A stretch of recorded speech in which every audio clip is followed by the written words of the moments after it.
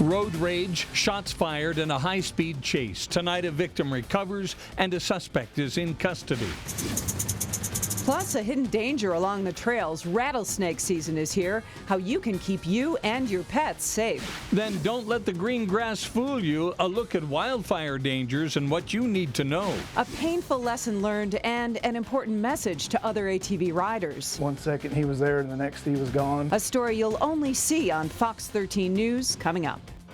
Live from Fox 13 Studios, this is Fox 13 News at 9. First on Fox 13, a high-speed chase in the Salt Lake Valley. Police say this man, the suspect in the chase, is the same guy who opened fire during a road rage incident in West Jordan this afternoon. Good evening, everyone. I'm Bob Evans. And I'm Hope Woodside. We have just learned the name of that suspect. He's 33-year-old Joseph Granados. Tonight, he's facing charges of attempted homicide. Fox 13's Zach Whitney is in Kearns tonight where the chase ended. Zach, how did this all start? Yeah, I'm here in Kearns. This is where they caught up with that suspect right here in front of this apartment building, but it actually started in West Jordan. Now, police say that it was there. They think it was a road rage incident that sparked this whole incident. High-speed chase went throughout the valley, speeds over 100 miles an hour at times. My sister called me to make sure I was okay and told me that there was a shooting over here. Neighbors in this West Jordan community say it was a scary thing to hear about and come home to. A car run off the road and shots fired. So many little kids, well, 6th graders, just play around this area and meet just doors away and play outside and just gather right near here. Witnesses told police 2 cars came speeding down Grizzly Way around 4:30 this afternoon, when one took an aggressive move. Some sort of altercation occurred. The maroon passenger car rammed into the Chrysler and forced it off the road, and at some point multiple shots were fired by the driver of the maroon passenger car into the silver passenger car. Those shots hit the car, a nearby home, and the driver of the Chrysler. Police say he was hit in the neck and taken to a local hospital, but said the injuries appear non-life-threatening. Police are still looking into what caused that aggressive move. People don't think it could happen around your place, but it can happen anywhere. It's just not something I understand, that something could get you, somebody driving mad enough, you know, they could just shoot you, you know, it's just scary. Now, police are still looking into exactly what caused that initial incident, but they do believe that this same suspect they caught up with here is the same one from that incident earlier today. They say luckily throughout all of this, only that driver was the one that sustained injuries, where very easily somebody else in another car could have been injured. For now, reporting live in Kearns, Zach Whitney, Fox 13 News, Utah. The Associated Press is reporting Hillary Clinton has clinched the Democratic nomination for president. The AP says Clinton reached the needed 2,383 delegates with a victory in Puerto Rico this weekend and last-minute support from superdelegates. Bernie Sanders, however, says the Democrats will have a contested convention in Philadelphia, no matter what happens in tomorrow's primaries. Now, here's a look at the current delegate count ahead of tomorrow's primary elections in California, New Jersey, Montana, New Mexico, North Dakota, and South Dakota. Clinton is expected to win a large portion of the more than 600 delegates still at stake. An accident on I-15 this afternoon claimed the life of a 77-year-old man. UHP troopers say he crashed into the back of a car parked in the emergency lane at 4800 South. They say it does not appear the man tried to brake or swerve, and he was not wearing a seatbelt. The passenger in the car he hit was taken to a hospital with minor injuries. The driver of that car was not seriously hurt. Another man is in extremely critical condition after crashing into a front-runner train in Provo this afternoon.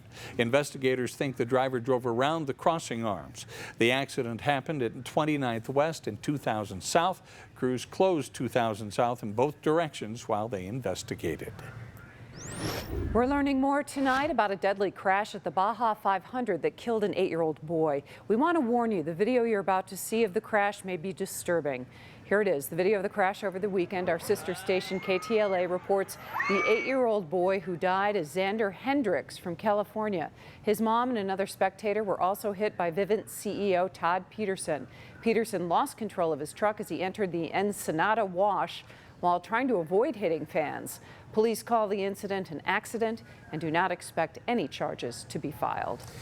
2 non-custodial parents are facing child kidnapping charges and went before a judge today. Police say 35-year-old Christopher Montoya and 27-year-old Monica Martinez took 2 children from their Clinton babysitter's home in May. An Amber Alert was issued and police in Gallup, New Mexico arrested the pair the next day. The children were found safe and unharmed. A cigarette is being blamed for causing about $750,000 in damage at an apartment complex in Salt Lake City this morning. It happened at 1156 South Foothill Boulevard. Investigators say the fire started on the porch of one of the top floor units.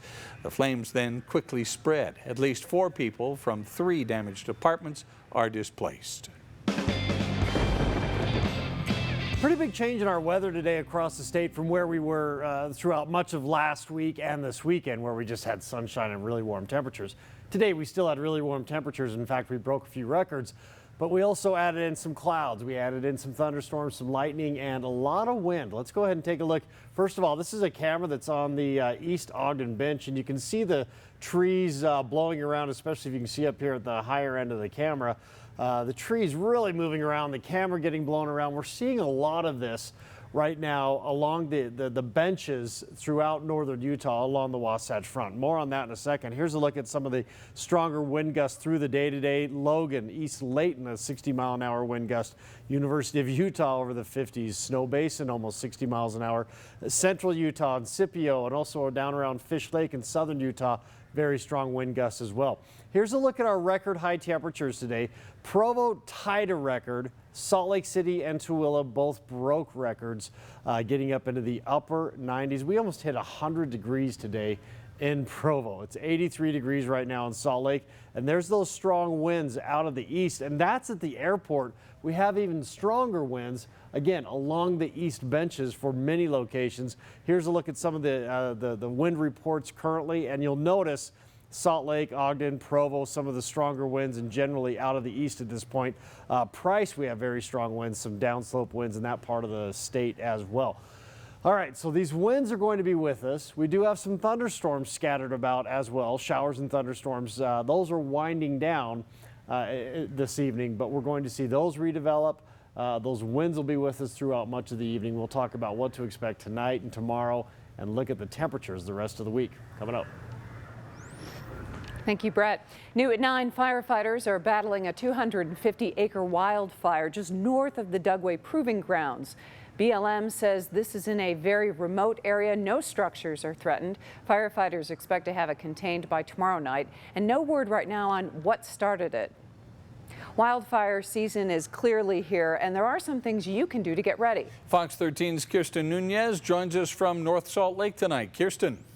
Yeah, Bob and Ho, but take a look at this hillside behind me. It's as green as can be, but give it a couple of weeks and all of this cheat grass will dry out, creating the perfect fuel for flames. And that's what we're going to see throughout the entire state coming up, and that's why fire officials say they need your help.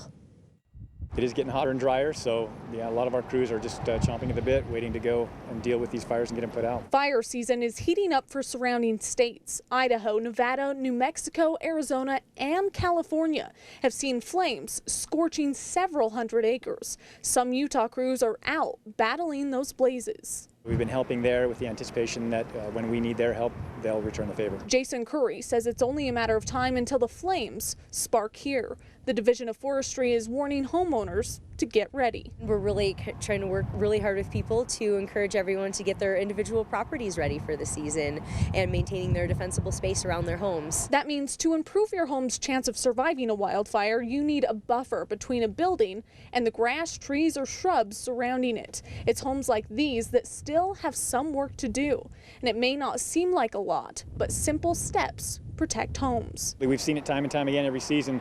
One house here that did the work, the next house didn't, and sometimes that is the ultimate difference maker for people. You could see where fires had kind of stopped around the perimeters of homes where they had really been actively managing their vegetation. This map shows the fire danger on May 31st. Watch how it changes within a week.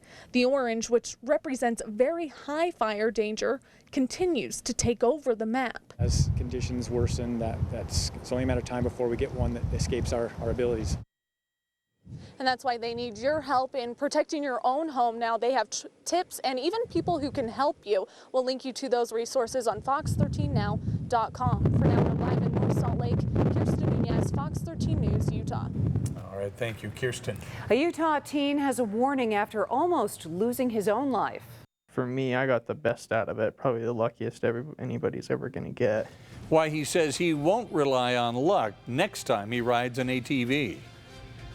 Forget the summer heat, it is rattlesnake season. I'm going to show you the training that could save your pet's life.